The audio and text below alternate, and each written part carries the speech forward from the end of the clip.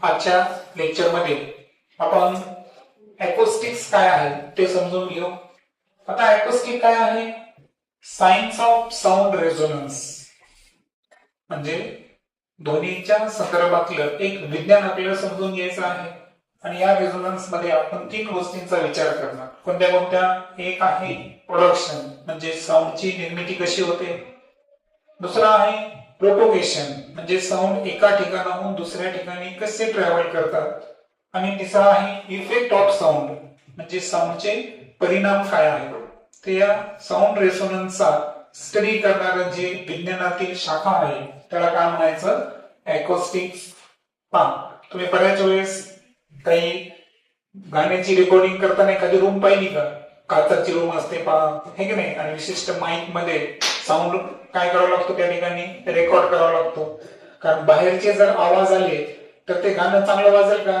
नाही. मग बाहेरचे आवाज येऊ नये म्हणून त्याच्यातून काय करावं लागतं? Noise reduction. नॉइज रिडक्शन म्हणजे काय? की त्याच्यामध्ये गोंगाट यायला नाही पाहिजे, आणि म्हणून अशा ठिकाणी कोणतं सायन्स वापरलं जातं? अकोस्टिक्स. ओके. पुढे पाहिलं आपण, तुम्हाला म्हणलं होतं मी की साऊंड जे आहे तर हे मोजण्याचं जे एकक आहे त्याची तीव्रता ते काय आहे? डेसिबल.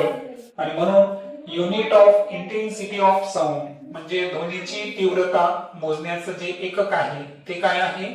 डेसिबल. त्यानंतर लॅरिंग्स किंवा व्हॉइस बॉक्स काय आहे? तर पुढे आपण बघणार आहे की जे लॅरिंग्स किंवा व्हॉइस बॉक्स आहे हा थ्रोट मधला एक असा पार्ट आहे की ज्या ठिकाणी ऍक्च्युअल साऊंडची काय होते? निर्मिती. आणि ज्या स्नायूंच्या साह्याने होते त्याला काय म्हणायचं? व्होकल कॉर्ड्स, म्हणजे स्वरतंतू. आणि अशी किती स्वरतंतू असतात आपल्याकडे? 2. आता आपण हे पाहिलं आहे की जेव्हा व्होकल कॉर्ड्सचं व्हायब्रेशन होतं, म्हणजे आपल्या स्वरतंतूंची काय होते? कंपन होतात, तर अशा वेळेस काय निर्माण होतो? साऊंड. मग हे व्हॉइस बॉक्स कुठे लोकेट आहे? इन आवर थ्रोट, आपल्या घशाच्या आतमध्ये हा व्होकल कॉर्ड सिच्युएटेड आहे. Quality of sounds depend on tautness of the vocal cords. आणि व्होकल कॉर्ड्सची ताठरता किती आहे यावरून काय डिपेंड आहे? साऊंडची क्वालिटी किंवा पिच. फिमेल मध्ये जर पाहिला आपण, गर्ल्स मध्ये, तर साऊंड जो आहे ना तो हाय पिचचा असतो. मेल मध्ये किंवा बॉईज मध्ये पाहिलं तर साऊंड लो पिचचा आहे. मग हे कशामुळे आहे? कारण व्होकल कॉर्डचा टॉटनेस कसा आहे, ताठरता किती आहे यावर साऊंडची काय डिपेंड असते? क्वालिटी डिपेंड असते. ओके. तर मग आजच्या लेक्चर मध्ये आपण सर्वप्रथम एक आकृती समजून घेऊ.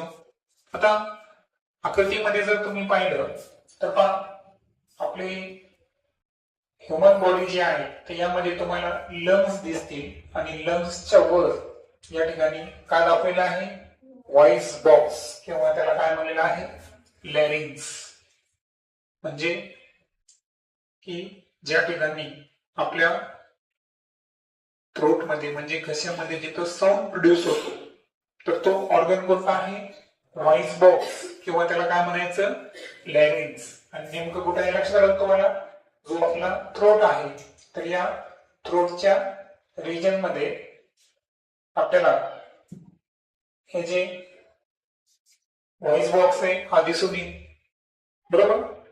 आणि व्हॉइस बॉक्सला जे दुसरं नाव आहे ते काय आहे सांगा? लॅरिंग्स. काय आहे? लॅरिंग्स. आता इथं जर पाहिलं तुम्ही तर ही बघा, ही जी दिसते ना आपली, ही श्वास नलिका आहे. श्वास नलिकेला दुसरं नाव आहे ट्रकिया. काय नाव आहे? ट्रकिया म्हणजे काय? श्वास नलिका. कारण आपल्या इथं जर पाहिलं तर घशातून 2 नलिका जातात. एक एलिमेंटरी कॅनल, म्हणजे अन्न नलिका, बरोबर. तर अन्न नलिकेची कोणती नलिका असते बरं? ओसेफेगस, म्हणजे त्याला आपण ग्रसिका म्हणतो. काय म्हणतो? ग्रसिका, है ना. की आपण काय करतो? मेकॅनिकल वर्क आपल्या दातांनी करतो, आणि अन्न चावल्यानंतर त्याच्यामध्ये सलायवा म्हणजे लाळ मिक्स होते, बरोबर. आणि नंतर हे ग्रसिकेमार्फत आपल्या कुठे जातं? स्टमक मध्ये जातं. तर ही जी ओसेफेगस आहे ती अन्ननलिकेचा भाग आहे, परंतु जी दुसरी नलिका आहे तिला आपण काय म्हणतो? ट्रकिया. ट्रकिया म्हणजे काय? मग श्वास नलिका. येते लक्षात? आता या श्वासनलिकेच्या संदर्भात जर पाहिलं आपण तर पहा, आपण नाकावाटे जेव्हा श्वास घ्यायलो, श्वास घेताना आपण माहितीये की ऑक्सिजन युक्त हवा आपल्या शरीरात आपण घेत असतो.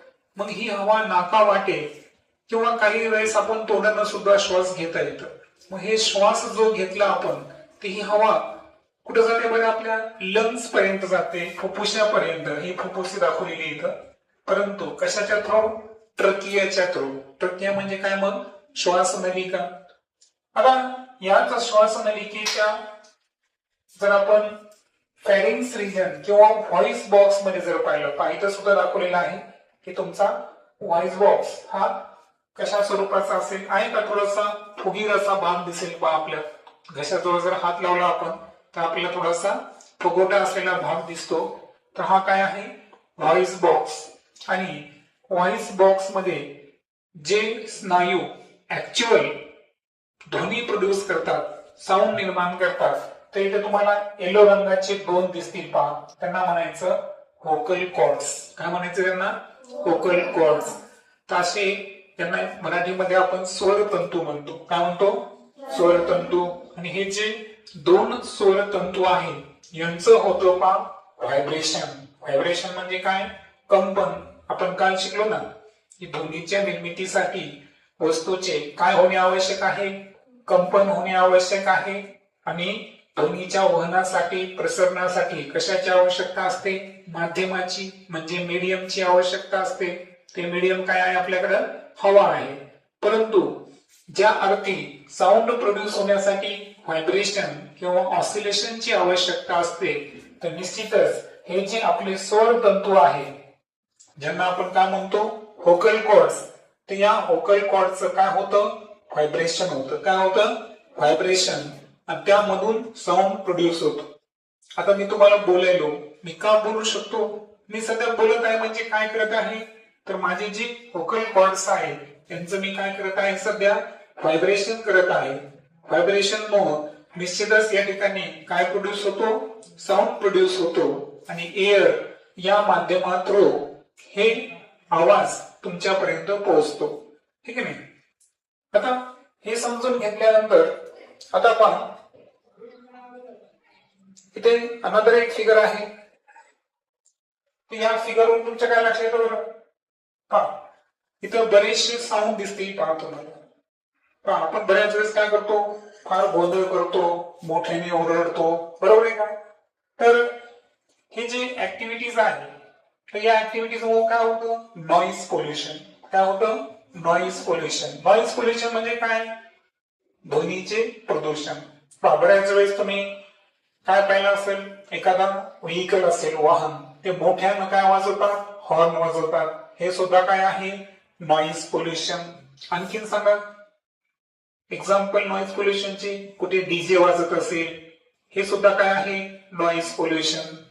त्यानंतर रेल्वेचा जो आवाज आहे, विमानाचा आवाज असेल, म्हणजे आपल्या कानाची एक विशिष्ट डेसिबल मध्ये साऊंड ऐकण्याची काय असते? क्षमता असते. आवाजाची जी तीव्रता आहे ना, इंटेन्सिटी ऑफ साऊंड, त्याचं एक एकक आहे. काय आहे? डेसिबल. काय आहे? डेसिबल. म्हणजे विशिष्ट डेसिबल मधलाच आवाज आपण ऐकू शकतो. त्यापेक्षा जास्त जर आवाज असेल तर अशा वेळेस काय होतं? तर गोंगाट. त्याला आपण नॉइज पोल्युशन म्हणायचं. काय म्हणायचं?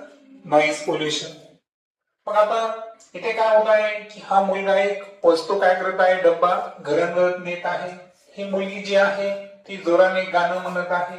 त्यानंतर हा मुलगा जो आहे काय करत आहे? थोडासा शाउटिंग, जोराने ओरडत आहे. तर अशा वेळेस काय व्हायला बरं? साऊंड एकमेकांमध्ये मिक्स होतात, है ना. आणि हे जे अशा पद्धतीनं विशिष्ट डेसिबलच्या वर असेल तर हे सुद्धा एक प्रकारचं प्रदूषण आहे. याला म्हणायचं नॉइज पोल्युशन. आता पुढे जर पाहिलं आपण तर पहा, इथे तुम्हाला एक घराचं चित्र दाखवलेलं टेक्स्टबुक मध्ये. काय बरं इथं जर तुम्ही पाहिले तर बाळ रडत आहे. त्याच वेळेस हा व्यक्ती काय करत आहे? फोनवर बोलत आहे. त्यानंतर ही मुलगी काहीतरी ड्रम वाजत आहे. या आजी काय करत आहे? टीव्ही बघत आहे. हा मुलगा काहीतरी तुमच्यासारखा खोडकर असेल घरी धिंगाणा घालायला. त्यानंतर या दोन जे महिला आहेत त्यांचं काय चालू आहे, संभाषण म्हणजे बोलणं चालू आहे. त्याच्यानंतर इथं काय बघा, कुत्रा आहे, तो कुत्रा भुंकत आहे. म्हणजे डिफरंट ऑब्जेक्ट न काय आले इथं एक बरेचसे साऊंड प्रोड्यूस व्हायले, बरोबर आहे का. म्हणजे निश्चितच या घरामध्ये जर आपण पाहिलं तर काय झालेलं बरं, नॉइज पोल्युशन. काय झालेलं आहे, नॉइज पोल्युशन म्हणजे ध्वनी प्रदूषण झालेलं आहे, बरोबर आहे का. अजून काय आहे का, बाहेर काय झालेलं आहे, दोन वाहनांची काय झालेली आहे, टक्कर म्हणजे धडक झालेली आहे. त्यात अजून काय, एक स्पॅरो आहे, तिचा सुद्धा आवाज आहे. त्यानंतर हे विमान आहे कागदाचा, तो उडत आहे. आता याच्यात प्रत्येकच साऊंड हा नॉइज पोल्युशन करायला का बरं. काही आवाज ऐकायला चांगले सुद्धा आहेत, जसं की कदाचित टीव्हीचा आवाज कमी असेल, ही मुलगी थोडस सावकाश वाजवत असेल, हा व्यक्ती सावकाश बोलत असेल, तर ह्या मुलाचा आवाज थोडा जास्त असेल, बरोबर आहे का. तर हा काय झाला, नॉइज पोल्युशन. आता ठीक आहे, स्पॅरोचा आवाज मधुर आहे ना, ह्युमिंग साऊंड येतो, आपण ऐकू शकतो. परंतु दोन वाहनांची धडक झाली तर मोठा आवाज तयार होईल, मग हे सुद्धा काय आहे, नॉइज पोल्युशन आहे. आता हे कुत्रा जास्तच भुंकत असेल तर ते सुद्धा काय आहे, नॉइज पोल्युशन. येते लक्षात. त्यानंतर आता पहा, इथं सांगितलंय की noise pollution occurs when we hear one or many sounds harmful to the ear. म्हणजे आपल्या कानाला त्रासदायक होईल असे दोन किंवा त्यापेक्षा एक किंवा त्यापेक्षा जास्त साऊंड एकाच वेळेस असतील, अशा वेळेस काय घडतं, नॉइज पोल्युशन. आता आपण पाहिलं होतं की घरामध्ये ठीक आहे बोलतच नाही, अशा वेळेस आपण सावकाश बोलतो, टीव्हीचा आवाज कमी ठेवला असेल, पक्ष्यांचा आवाज मधुर असेल, पण वाहनांची धडक, त्यानंतर कुत्र्याच्या भुंकण्याचा आवाज, त्यानंतर लहान बाळाचं जोरात ओरडणं, हे सगळे कसे आवाज आहेत बरं, हार्मफुल. आणि असे हार्मफुल असणारे साऊंड जे आपल्याला कानाला ऐकू वाटत नाही, असे एक किंवा त्यापेक्षा जास्त एकाच वेळेस साऊंड जर प्ले होत असतील, अशा वेळेस त्याला काय म्हणायचं, नॉइज पोल्युशन. काय म्हणायचं, नॉइज पोल्युशन. आणि पहा इथं तुमच्या लक्षात येईल, हे जे सिम्बॉल तुम्ही कधी कधी पाहत असताना आहे की नाही, किंवा एखाद्या ऑफिसच्या ठिकाणी, तर हे कशाचं आहे बरं, या ठिकाणी ध्वनी प्रदूषण करायचं नाही. म्हणजे मोठ्याने हॉर्न वाजवायचा नाही, मोठ्याने बोलायचं नाही, किंवा डीजे वगैरे वाजवायचा नाही, असं हे सिम्बॉल आहे. इथे नॉइज पोल्युशन आपण पाहिलं, ध्वनीचं प्रदूषण. मग हे कमी करण्यासाठी काही उपाययोजना पाहिजे. मग असे कोणते उपाय आहेत, तर पहा, सर्वप्रथम काय केलं पाहिजे आपण, हॉर्न जे आहे हे विना ब्लो म्हणजे हॉर्न वाजवणे. तर हे कसं पाहिजे, फार आवश्यक असेल तेव्हा ते आपल्या वाहनांना जी हॉर्न आपण लावतो हे कमी क्षमतेचे पाहिजे, बरोबर आहे का. विनाकारण हॉर्न मारला पाहिजे का, नाही. दुसरं जर पाहिलं तर जे टीव्ही किंवा रेडिओ आहे, हे जेव्हा आपण प्रोग्राम बघत असतो, अशा वेळेस टीव्ही किंवा रेडिओचा आवाज, किंवा आजकाल मोबाईल आहे, तर यांचा सुद्धा आवाज कसा पाहिजे, कमी आणि मर्यादित स्वरूपात पाहिजे. पुढे जर पाहिलं तर जे व्हेकल्स आहेत, तर यांची वेळोवेळी आपण काय केली पाहिजे, मेंटेनन्स म्हणजे त्याची सर्व्हिसिंग वगैरे वेळेच्या वेळी पाहिजे. कारण अशा वेळेस अननेसेसरी साऊंड प्रोड्यूस होत नाही. एखादं वाहन फारच जुनं असेल, फार खडखड करत असेल, अशा वेळेस नॉइज पोल्युशन कसं होतं, जास्त होतं, बरोबर आहे का. म्हणून वाहन जे आहे ते चांगल्या स्थितीत असणे आवश्यक आहे. त्यानंतर जे फॅक्टरीज, कारखाने असतील, एअरपोर्ट्स म्हणजे विमानतळ, रेल्वे स्टेशन आणि जे बस स्टँड आहे, तर हे कुठं पाहिजे बरं, should be located at the proper distance away from residential area. म्हणजे जिथे लोक राहतात, जिथे कॉलनीज आहेत, विशिष्ट प्रकारचे लोक एकत्र राहतात, अशा मानवी वस्तीपासून दूर अंतरावर काय पाहिजे, railway station, airport, bus stand. कारण तिथे काय असतं, प्रचंड प्रमाणामध्ये काय असतं, नॉइज पोल्युशन असतं.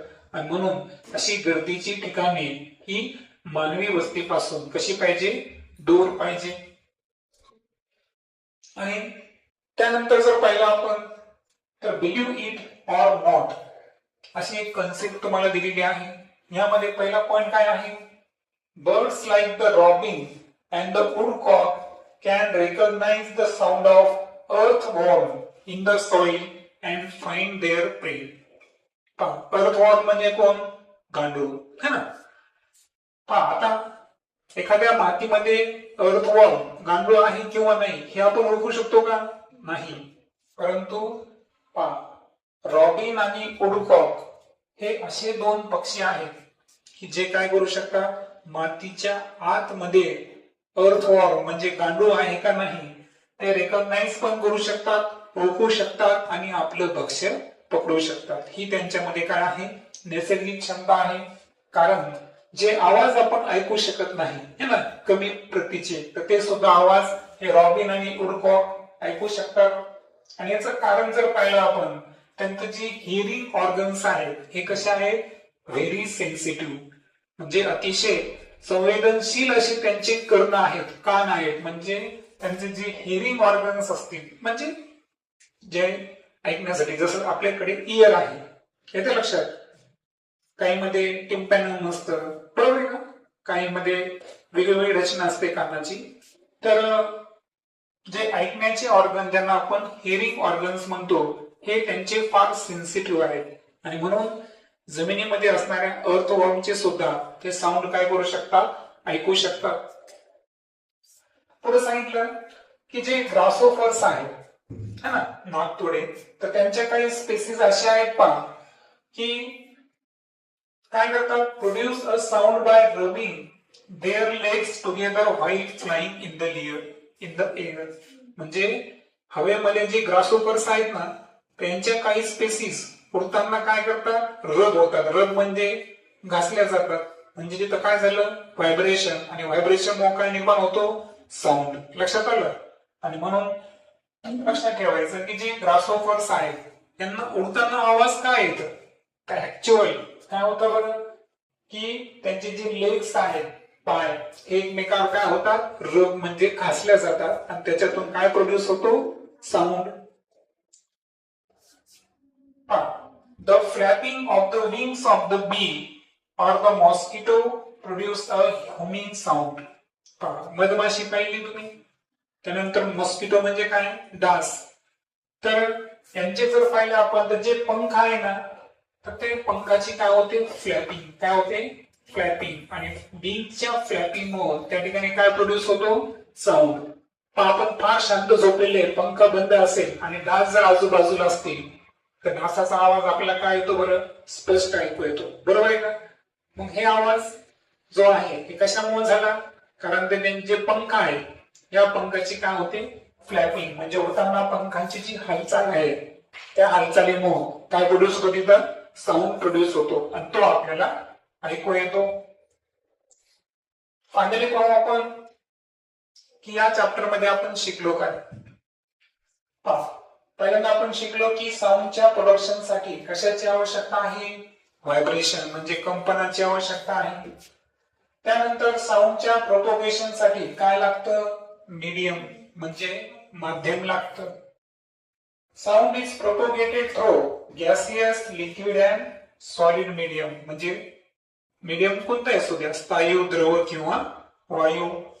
त्यानंतर जे नॉइज आहे, गोंगाट काय बरं, डिसएग्रीएबल, इरेग्युलर अँड लाऊड. म्हणजे एखादा आवाज जर कसा असेल, डिसएग्री म्हणजे आपल्याला अमान्य असेल, त्रास देणारा, इरेग्युलर म्हणजे अनियमित असेल, आणि लाऊड म्हणजे जर मोठ्याने असेल तर तो आवाज काय बनतो, नॉइज म्हणजे गोंगाट बनतो.